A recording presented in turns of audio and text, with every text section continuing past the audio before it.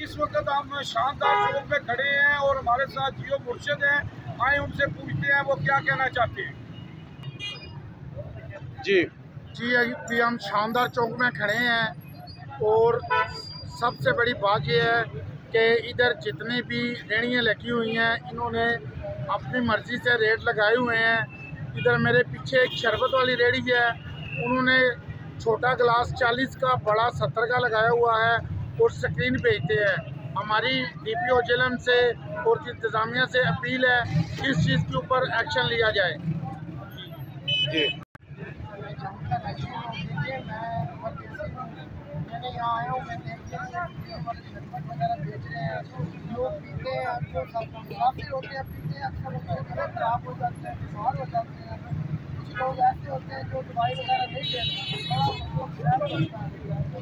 और ये हमारी बीमारी है, इस चीज़ का तवज्जो करें और ये चीज़ें इतनी महंगी हो रही हैं, इन पर तवज्जो दें और गरीबों की तरफ देखें। हम इन चीज़ों से बहुत परेशान हैं। ज़्यादा हमारी कोशिश यही है कि जो रेडियो वगैरह लगे हुए हैं, रोड ब्लॉक हुए हैं, देखिए कितना रश है।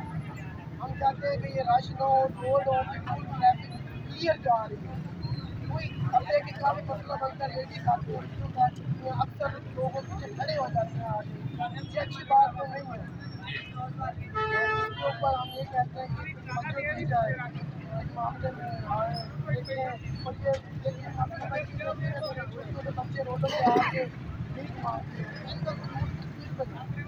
इनका कोई ऐसा अदारा बनाए कि ताकि बच्चे एक मुस्तकबिल में आ जाए।